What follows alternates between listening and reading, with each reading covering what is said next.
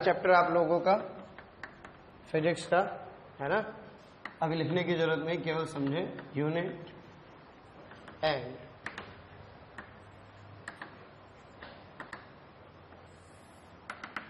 Dimensions.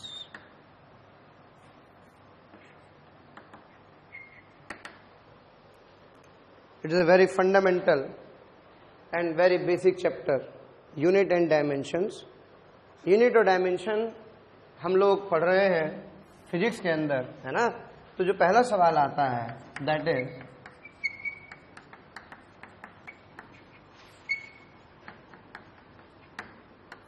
What is physics. Okay, आप जब 10th में पढ़ते थे तो 10th में आपके पास एक तो मैथ्स होता था, मैथ्स के साथ क्या होता था बेटे, साइंस होता था। साइंस में ही आप सब बच्चों ने कहीं ना कहीं फिजिक्स, केमिस्ट्री, है ना बेटे, बायोलॉजी, इसके बारे में जाना था। अभी हम लोग केवल किसके बारे में चर्चा करने वाले हैं, फिजिक्स के, क्योंकि अब ये आपका सब्जेक्ट बन चुका है। पहले तो बेटे एक सब्जेक्ट का एक सब सब्जेक्ट था, लेकिन अब ये पूरा का पूरा क्या बन चुका है, सब्जेक्ट बन चुका है। इसलिए हम लोग किसके बारे में चर्चा करेंगे, इस पूरे सब्जेक्ट के बारे में चर्चा करेंगे। तो किसी ने पूछा वन वर्ड में कि व्हाट इज फिजिक्स एक्चुअली। तो फिजिक्स क्या है, इसको जानने के लिए हम लोग क्या करते हैं, एक बहुत बेसिक सा एक एक्सपेरिमेंट मैं आपको बताता हूं, उससे हम लोग चीजों को समझेंगे। अगर इसकी डेफिनेशन की बात करें तो physics is nothing but it is the study of nature and it's loss. ये आप लोग जानते भी होंगे, नेचर की स्टडी और इसके लॉज की जो स्टडी है वो क्या कहलाती है, इसे हम लोग क्या कहते हैं, फिजिक्स कहते हैं। भाई एप्पल, कौन बैठा था नीचे, न्यूटन। कौन सा फ्रूट गिरा, एप्पल का। तो किसके सिर पर गिरा, तो न्यूटन ने कहा ये क्या हुआ, है ना, ये गिरने के बाद ऊपर क्यों नहीं गया। दुनिया के सारे एप्पल कहाँ गिर रहे हैं, नीचे क्यों गिर रहे हैं, ऊपर क्यों नहीं जा रहे। ये अपने आप में एक सवाल था। जब मैं ऊपर से यहाँ कहीं से भी कूदता हूँ तो हमेशा कहाँ जाता हूँ, नीचे। दुनिया में कोई भी चीज ऊपर फेंकता हूँ तो घूम करके कहाँ जाती है, नीचे। इसका मतलब क्या, इस अर्थ में कोई मैग्नेट लगा हुआ है। तब इसने किसका नाम दिया, क्या ग्रेविटेशन का। और किसकी डिस्कवरी हुई, ग्रेविटेशन की। तब उसने कहा कि दुनिया की हर चीज को अर्थ अपने सेंटर की ओर खींचती है, और इस लॉ को क्या कहा गया, लॉ ऑफ ग्रेविटेशन। क्या बेटे मेरी बात सबको क्लियर है। नेचर के अंदर फिनोमिना हो रहे हैं, क्या हो रहे हैं, फिनोमिना हो रहे हैं, और हम उनको क्या कर रहे हैं, ऑब्जर्व कर रहे हैं। और ऑब्जर्व करके क्या बना रहे हैं, अंदाजा लगा रहे हैं। और अंदाजा लगा करके जो फॉर्मूला बना रहे हैं उसी को हम लोग क्या कह रहे हैं, फिजिक्स कह रहे हैं। बहुत प्यारा example, there is a great scientist Feynman, Nobel prize winner scientist था। बड़ा कमाल का इसने एक्सप्लेन किया। इसने कहा कि देखो भाई, ये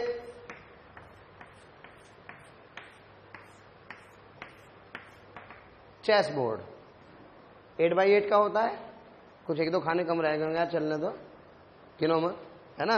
लेकिन कैसा बोर्ड है, it is a chess board. Here is mister Ram, here is mister Shyam playing the chess. यहां पर एक इनका नौकर है मिस्टर राम का, चिंटू। ये दोनों गेम खेल रहे हैं।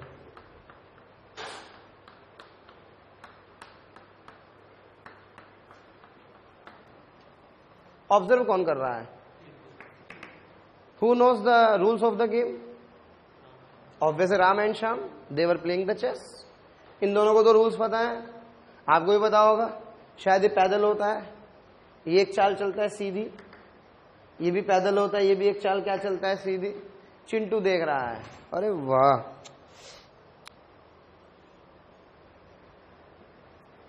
एंड प्रिडिक्टेड क्या, कि पैदल की चाल क्या होती है, एक हो रही है, क्योंकि दोनों मालिक एक ही चला रहे हैं, कहीं कहीं दो भी चलाते हैं लोग। क्यों? अपन जनरल रूल्स की बात करें तो ही प्रिडिक्टेड कि यार इसकी चाल तो क्या है, एक है। अचानक से घोड़ा चला और घोड़ा चला 1 2 2.5 1 2 हाफ, क्या भाई 1 2 सेकेंड हाफ यहां रख दिया। इसने कहा ये क्या हुआ, ये घोड़ा कहां से आ गया? इसको थोड़ी पता है, इनको तो पता है। ये तो केवल क्या कर रहा है, ऑब्जर्व कर रहा है। फिर पता लगा यहां पे ऊंट था, ये ऊंट ऐसे तिरछी तो भाई कहीं भी घुमा रहा है। उसको टेंशन हो गई, कह रहे हाय ये क्या हो रहा है, बड़ा मुश्किल सा हो रहा है मेरे लिए बताना चीजों को, कभी सीधा चलता है। फिर इसने सोचा अरे ठीक है यार कोई बात नहीं, कुछ पता लगा है नहीं पता लगा, but I am damn sure कि जो पैदल होता है ये तो एक कदम क्या चलता है आगे। लेकिन हुआ क्या कि जैसे ये एक कदम आगे चला और ये आगे चला, और जब ये यहां हुए तो इसने उसको मार दिया। होता है शायद, तिरछा मारता है, चलता सीधा है। रामू जो चिंटू था, उसके दिमाग की तो दही उड़ हो गई, कर अभी ये क्या हुआ, अभी तो मैं सोचा था कैसे चलता है सीधा, लेकिन ये मार कैसे रहा है तिरछा। इसका मतलब मेरा पहले वाला रूल गलत हो गया, मैंने जो पहले सोचा वो क्या हो गया, गलत हो गया। फिर सही क्या है, सही है कि चलता सीधा है, लेकिन जब क्या करता है उड़ाता है तो तिरछा उड़ाता है। Are you getting my point बेटे, समझ में आ रहा है? Are you getting my point? तो ये जो पूरा चेस बोर्ड है मेरे बच्चों, ये नेचर है, इट इज द नेचर। ये जो मूव्स हो रहे हैं, ये मूव क्या है मेरे बच्चों, ये फिनोमिनाज हैं। And this Chintu is what, yes it is the scientist. God तो पता नहीं है कि नहीं है, लेकिन कहीं ना कहीं गॉड एग्जिस्ट करता होगा, क्योंकि इस चेस के ऊपर कोई खेल तो रहा होगा ना।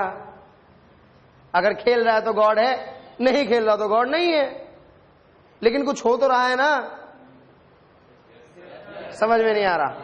We are what, we are the observer. हमने अंदाजा लगाया अरे यार ये ऐसे हो रहा था, तो फिजिक्स का क्या बना दिया, लॉ बना दिया। लेकिन पता लगा जैसे ही क्रॉस हुआ तो हमने उसको मॉडिफाई भी कर दिया कि यार वैसे तो ऐसा है, लेकिन अगर ऐसा हो जाए तो ऐसा हो जाए। नहीं समझा? इसलिए समय के साथ लॉज क्या होते हैं, मॉडिफाइड होते हैं। आप लोगों ने सुना होगा है ना कि भाई इस लॉ में ये वाला मॉडिफिकेशन किया गया। क्यों किया? जितनी आपकी समझ डेवलप होती जाएगी, जितना आप चीजों को जानने लगेंगे, उतना ही आपको चीजें समझ में आने लगेंगी और आप नए नए लॉज बनाने लगेंगे। यही तो साइंटिस्ट है। तो फिनमैन ये कहते हैं कि जो नेचर है वो ये चेस बोर्ड है बेसिकली। इस पर जो मूव्स हो रहे हैं ये आपके फिनोमिनाज हैं, और इन फिनोमिना को कौन ऑब्जर्व कर रहे हैं? जो ऑब्जर्व कर रहा है वो क्या है? साइंटिस्ट है, जिसको जितना समझ में आया उसने उतना ही बड़ा लॉ बनाया, और जिसको कम समझ में आया उसने छोटा लॉ बनाया, जिसको ज्यादा समझ में आया उसने लोगों के लॉज को भी क्या कर दिया, डिफाइन कर दिया। कह रहा इसको ठीक करो, पहले यूं सही था अब यूं सही है। नहीं समझ में आया? एक साइंटिस्ट को घोड़े की चाल समझ में आई, अच्छा 2.5 भी चलता है, ये कितना चलता है? हाँ तुम पैदल की बात कर रहे थे, मैं तो घोड़े की बात कर रहा हूँ। लो मैंने ऊंट की बात कर दी, मैं हाथी की बात कर रहा हूँ। क्या बेटे मेरी बात सबको क्लियर है? ये जो लॉज हैं, जिन लॉज को मैं क्या कर रहा हूँ, प्रिडिक्ट करके बता रहा हूँ, यही तो मुझे बताना है, तभी मैं फिजिक्स के बारे में क्या कर पा रहा हूँ, कमेंट कर पा रहा हूँ। अब बात यह है कि दीज लॉज जो मैं प्रिडिक्ट कर रहा हूं, जो फिनोमिना को मैं देख रहा हूं, उनको मुझे एक पर्टिकुलर एक फॉर्मेट देना होगा, एक फॉर्मूले की फॉर्म देनी होगी। लेकिन उस फॉर्मूले में मुझे कुछ क्वांटिटीज की रिक्वायरमेंट होगी। These quantities by which we can express these laws, एक लैंग्वेज। अरे जो मुझे दिखा, क्या मैं उसे कहना भी तो चाहता हूं? क्या मैंने कुछ महसूस किया? क्या मैं उस बात को आगे ट्रांसफर भी करना चाहता हूं? क्या सीधे सीधे शब्दों में, ताकि दूसरा मेरी बात को समझ भी जाए? क्या मेरी बात क्लियर है? तो क्या मैं उसे एक फॉर्मुलेटेड फॉर्म देना चाहता हूं? बेटे इसको क्या कहते हैं? इनको लॉज कहते हैं। And these laws govern by some physical quantities. इन लॉज को एक्सप्रेस करने के लिए we require few quantities, so such type of quantities are termed as what? Physical quantities. क्या बच्चों मेरी बात समझ में आई? Yes, it is the definition of physical quantities. What? कि जो लॉज मैं ऑब्जर्व कर रहा हूं, इन लॉज को एक्सप्रेस करने के लिए I required some quantities. These quantities are called as physical quantities. मेरी बात बताओ समझ में आएगी नहीं? तो इसका मतलब क्या ये वर्ल्ड बहुत सारी फिजिकल क्वांटिटीज से भरा होगा, जिनको यूज करते हुए क्या मैं बहुत सारे लॉज को डिफाइन कर सकूंगा? नहीं समझ में आया? क्या मेरी बात क्लियर है? तो हम लोग क्या पढ़ते हैं बेटे यहां पर? हम लोग पढ़ते हैं physical quantity. Physical quantities are those by which we can express these laws. इन लॉज को हम लोग क्या करते हैं? एक्सप्रेस करने के लिए जिन क्वांटिटीज को यूज करते हैं, उन क्वांटिटीज को क्या कहा जाता है? फिजिकल क्वांटिटीज कहा जाता है। बताओ, है ना शानदार एक्सप्लेनेशन? है ना शानदार कनेक्टिविटी? मैं फाइनली एक बार फिर बता दूं बेटे, what is physics? Okay, physics के बारे में बात करते हैं। It is the study of nature and its laws. दुनिया के अंदर कोई भी चीज हुई, क्या मुझे उसका कारण जानना है? अब आप सोचो, न्यूटन कौन है? रामू है? सॉरी, न्यूटन कौन है? चिंटू है? न्यूटन कौन है? चिंटू। ये एप्पल गिरा, ये कोई चेस का मूव हुआ, इसने अंदाजा लगाया, अरे ये हुआ होगा। हैव यू सीन लगान मूवी? लगान मूवी में देखो, जब वो ऐसे करते तो अरे क्या मतलब हुआ, अरे ये क्या भगवान से कुछ मांग रहा है? अरे कैच ही तो कर रहा था। लेकिन आमिर खान क्या समझ रहा था? उसको लग रहा था अरे तो कुछ मांग रहा है। यानी कि किसने क्या कहा, हमने क्या समझा, अगर हम उस चीज को सही ढंग से समझ पाए, हमने उसको एक लॉ बना दिया, तो वही तो फिजिक्स है। मेरी बात शायद कम समझ में आए। पंखा, आपको आपके दिमाग में एक टर्म सेट होनी चाहिए, इंट्यूशन। ट्यूशन नहीं, इंट्यूशन। इंट्यूशन मतलब होता है पहली सोच। क्या आपको फील हो कि यार पूर्वाभास, आपको फील आनी चाहिए कि यार एक्चुअल में है क्या। मतलब आपको ये लगे कि साला अगर ये डंडा ना हो तो कुर्सी गिर जाए। बेसिक साइंस है। पंखे में 3 ही पंखड़ी क्यों है, 4 क्यों नहीं है? 2 नहीं लगाई, हमेशा 3 ही लगाई। आपकी ऑब्जर्वेशन बढ़िया होनी चाहिए। जितनी आपकी बढ़िया ऑब्जर्वेशन होगी, आप उतने अच्छे साइंटिस्ट होंगे।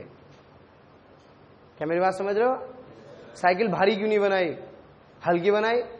साइकिल के पहिए में स्पोक्स क्यों लगाई? हमने तो कभी सोचा ही नहीं।